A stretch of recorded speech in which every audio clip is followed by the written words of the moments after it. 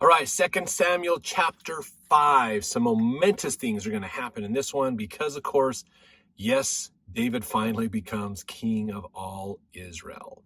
This is something that we all know in our time, of course, and we hear it all the time. King David, you know, the Jesus is known as the son of David, a descendant of him. The king of Judah, David is from Judah, the tribe, is now ruling finally for the first time in Israel. So some great things that we get to talk about today. This happens, now just to give you perspective, it's been a while since we've done this to kind of check in with history. This is around 1000 BC. Okay, so we still have about 300 or 400 more years till we get into Isaiah, as well as Jeremiah and the Book of Mormon times and stuff like that. But here's the thing that's interesting about this is we're 1000 BC. We are well into, if I remember right, it's the Iron Age. Bronze Age is over. Okay, now we're into the Iron Age, where they're using iron and iron ore for more tools and weapons. So it's a heavier type of metal than they used to have of brass. Brass was kind of a mixture of I believe it was copper and tin is what or aluminum in there, something like that. Brass is usually a mixture. It's not a normal metal. Iron is a normal metal, but then sometimes they will alloy it with other things as well to make it stronger or have different properties. So we're well into this age. Okay, the Assyrian Empire that will come in and destroy Jerusalem and Israel and things in a while, that the beginnings of that empire are starting to emerge. Okay, the Hittite Empire has gone from taking over most of Turkey. Hittite Empire was huge up through Anatolia or present-day Turkey area, the northern end of Mesopotamia, and they've really shrunk down, and they're kind of becoming a has-been society. Egypt is still going pretty strong at this point, but Egypt has suffered some setbacks and some problems. They've had some fighting going on, sometimes with the people, with the Phoenicians and some of the people in the Greek states. So some challenges that are happening there, but Egypt is not out of the world domination yet, but they're not quite as forceful as they were before. So the Great Pyramids have been built by this time. It hasn't been actually long since the Great Pyramids have been built, and they've been going along. So we're not into ancient Israel. We're into more Middle Kingdom, if I remember right, of Egypt. I keep saying Israel, it's Egypt, sorry. So some really, just kind of to give you perspective of where we're at. We're about 1000 BC. So if you look up what happened in 1000 BC in the world, that'll give you some ideas. The Aztec nation in South and Central America were big and thriving and doing well. There was a lot that was going on, basically. So the Shang dynasty in China was being overtaken by the Zhou dynasty, I believe, in China, and they will reign for a couple of hundred years as well. So a big changeover over there too. And now Israel, at the same time, with all these other things going on, Israel finally gets their king. So some fun stuff. Now, verse 1, then came all the tribes of Israel to David unto Hebron and said, saying, behold, we are thy bone and thy flesh. So all the tribes are going, we're kin, David, basically. Verse 2, also in time past, when Saul was king over us, thou wast he that led us out and brought us in Israel. And the Lord said to thee, thou shalt feed my people Israel, and thou shalt be a captain over Israel. So all the elders of Israel came to the king to Hebron, and King David had made a league with them in Hebron before the Lord, and they anointed David king over Israel. Very important. This is the beginning of the reign of King David over all of Israel. So all the tribes are uniting again. They're coming together under one king. They've had some judges in the past to try to unite them, but they've still stayed separate tribes, but now they have this more united king. They were a little bit united under Saul for a little while there, but then the divisions happened with David and things. So remember, Saul lost the kingdom, and now David got anointed it. So now they're going, okay, We can finally reconcile this out. Saul and his sons are dead. Let's bring in David as the king and consolidate this together. Now, verse 4, David was 30 years old when he began to reign, and he reigned 40 years. So he's 30. Remember, he was anointed king, and he dealt with Goliath probably when he was around 15 years old.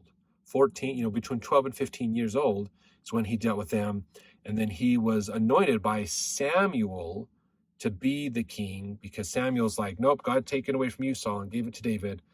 And so it has taken him almost, about 15 some odd years that he's been running and hiding and living with the Philistines and doing these other things, and running away from Saul, basically, while he's waiting for his time as king, basically, because he wouldn't raise up and fight Saul, wouldn't come out in active open rebellion against him, basically. He was always defending against him because he saw Saul as the anointed, that he was anointed king, so when he dies, then I'll be king. And then when Saul died, his son became king, but his son didn't turn out to be much more of a leader than Saul did. So remember, that was the last chapter when Ishbosheth died.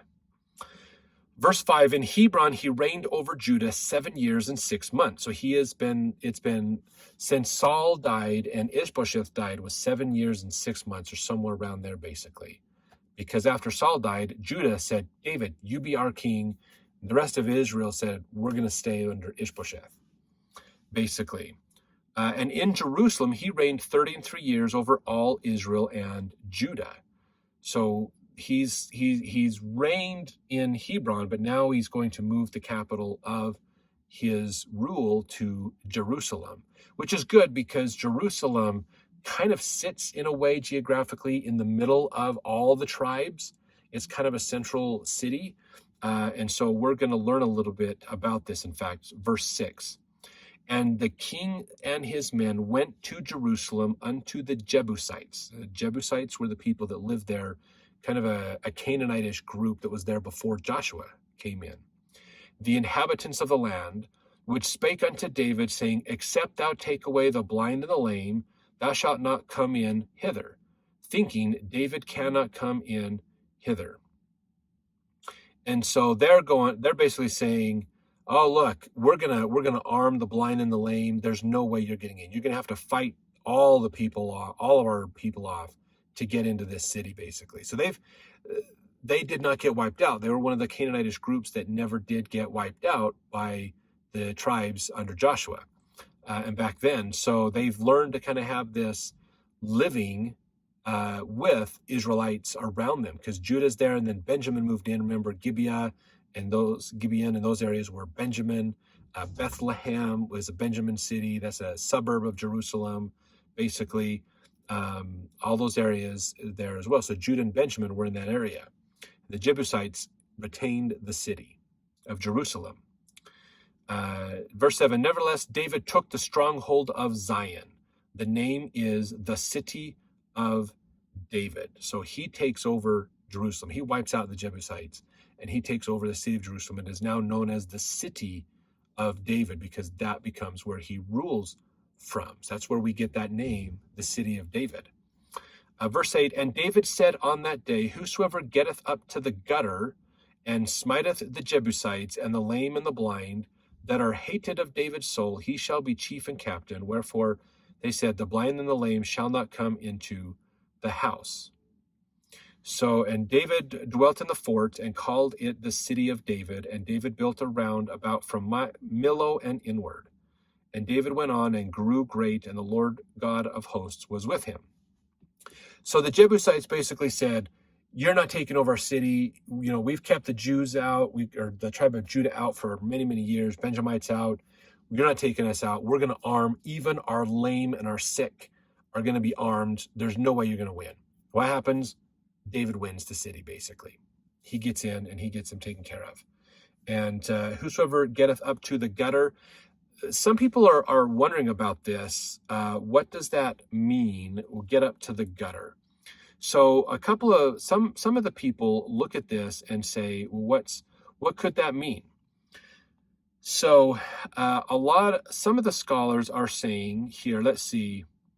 Let's see, this is what they said. The word most likely designates a channel or a shaft. I mean, if you think about a gutter like on your roof, it's a channel or a shaft for water, to distribute water. As it is similarly used in the Mishnaic Hebrew. The shaft running up perpendicularly from a water conduit cut into the rock 50 feet west from Gihon, discovered by Sir C. Warren in 1867, would have given people inside the city walls access to water in time of siege, and would have made a possible avenue for invaders to enter and open the gates of the city from within. Joab is said to have accomplished that initial entry, basically. When we get into Chronicles, we'll look into that, get some more details of this battle then. So they get into the city, basically, and it sounds like they didn't necessarily just come right up to the walls and siege the city. They basically snuck into the city and got in an easier way, and took over the city, and they won. They took out the Jebusites, basically, and got rid of them. So now David is ruling Jerusalem. Jerusalem, remember, there's some really interesting history we can look at in the city of Jerusalem. So it is a very ancient city. It is one of the oldest cities in the world. I mean, it was around at 1000 BC, but that city, Jerusalem, has probably been around for close to since 3000 BC. So that city is nearly 5,000 years old. I mean, it is a very old city. It's been destroyed and rebuilt numerous times, added on to, and things like that. But it's a really old city, so this might be a fun time to just talk about some history here. So the Canaanites and the people in the area took control of the city. They had access to that city at the time of Abraham. And it was known back then not as Jerusalem, but as Salem. And back then, they had a king of it known as Melchizedek. So we don't know, as far as biblical history, we don't know a whole lot from before then. It is rumored in other ancient writings that the city was built around Melchizedek. I believe it's in the first book of Adam and Eve, which is a non-scriptural or more apocryphal writing. If I remember right, in there it says Melchizedek is actually the nephew of Noah and was on the ark. He and his family were on the ark with Noah's family. And when they got off the ark, they were to accomplish a task. And Melchizedek and Noah's oldest son. And they'd actually exhumed the body of Adam, put him in a coffin, took it on the ark with them. And then when they landed, they were to take the body of Adam to a place known as the place of the skull, or Golgotha, and deposit his body in the earth at the bottom of the base of the hill that looks like a skull. And Noah sent his oldest son, which I believe was Shem, and Melchizedek, who was a young man at the time, to go do this, and an angel would guide them. So the angel guided them. They got to the bottom of the hill. When they set Adam's the grave down, his coffin down, basically, the ground opened up, and they pushed him into the area of the hill Golgotha. And then the angel said, "Okay, Shem, you go back to your family. Melchizedek is staying here, and I will take care of him." And that he was watched and cared for and fed and taught by angels and protected by angels. And as the people began over the years to settle in the area, these people that became known as the Canaanites, as they settled in the area, they realized that Melchizedek is not a dude you want to mess with. So because they saw him as a king, they decided a king needs a land to be king over. So they built a village. They built a city for him known as Salem. He's known as the king of Salem, and lived there. And then that later was ruined and destroyed, and then it was rebuilt again. Probably the Jebusites maybe rebuilt it back then, and they called it Jerusalem, or New Salem. And it was built back up, and now King David is the ruler of the city of Jerusalem. So some cool stuff that's out there. I can't fully corroborate what was said in the first book of Adam and Eve and some of those apocryphal writings. I can't say they're wrong, but I can't say they're completely right either. But it's a cool story. It's a really cool story that we get to learn about the city of Jerusalem and how old it is. So Judah finally reigns in Israel, finally takes over the city of David, Jerusalem, And we're going to see what happens from here, because they're going to get some meeting with a neighbor now. Verse 11. And Hiram, king of Tyre, sent messengers to David, and cedar trees and carpenters and masons, and they built David an house. So David needs to move his family, needs to move the royal palace and things that are over in Hebron, where he has been staying, where he didn't really have much of a royal house there. Saul stayed in Gibeon, so he had a royal house in Gibeon, but now David's moving to Jerusalem, so neither Hebron nor Gibeon, those areas are going to work anymore. So they need to build a new house for David. So Hiram is the king of Tyre. Now Tyre is a port city up on the Mediterranean, basically, kind of north of Jerusalem, along the coastline, basically, up that way. And so they are a group of people who are very industrious. Now, Hiram could be the name of the king of Tyre, but Hiram could also be the title of the king of Tyre as well, basically, because there's a lot of them up there when you get looking at that. You can look them up in Bible Dictionary and those areas. So they came over and they basically brought their skilled labor and they built David a house. They built a palace for David, basically. Verse 12, and David perceived that the Lord had established him king over Israel, and that he had exalted his kingdom for his people Israel's sake. So Israel's doing good. They're thriving finally. Now that David is there, things seem to be just naturally getting better for everybody.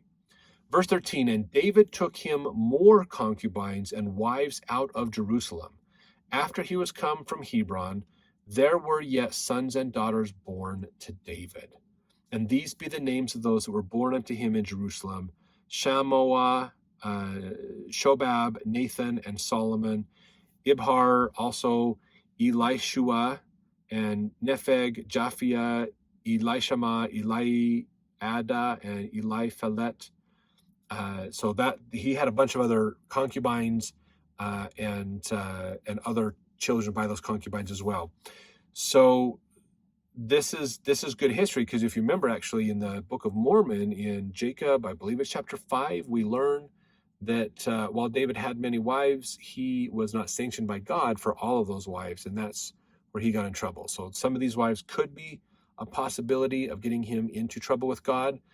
Definitely the famous story that we're going to get into here pretty soon definitely got him in trouble with God. That's coming up the next I don't know if it's the next chapter or the one after that, but it's coming up soon. So verse 17, but when the Philistines heard that they had anointed David king over Israel, all the Philistines came up to seek David, and David took heard of it and went down to the hold. So the hold is an interesting thing to wonder about. Where did he go? What is this hold? It's believed that if this war, basically, if the Philistines are like, oh, David's the king, let's go to fight, let's take them out. So the hold could be David retreating into a strong area, like a fortress inside Jerusalem itself. Jerusalem had a pretty good, formidable wall around it, which we're going to learn more about when the Assyrians try to siege Jerusalem and they can't get in here in a couple hundred years. Or if the Philistine battle happened just before David was made king, then, which I think in Chronicles, we're going to kind of see where it might allay to that he probably went to a place called the Cave of Adullam and stayed there, basically, as a hold, kind of the safe place to go, basically. Verse 18, the Philistines also came and spread themselves in the valley of Rephaim. And David inquired of the Lord, saying, shall I go up to the Philistines? Wilt thou deliver them into mine hand? And the Lord said unto David, go up, for I will doubtless deliver the Philistines into thine hand. So David kind of pulls back, basically, as they march up and they present their formidable army, ready to attack Israel. And David prays and asks God, what's going to happen with this? Should I go up or should I not? And God's like, yep, go up. I've delivered them in your hands. You'll be fine. Verse 20, and David came to Baal Perazim, and David smote them there, and said, the Lord hath broken forth upon mine enemies before me, as the breach of waters. Therefore he called the name of that place Baal Perazim.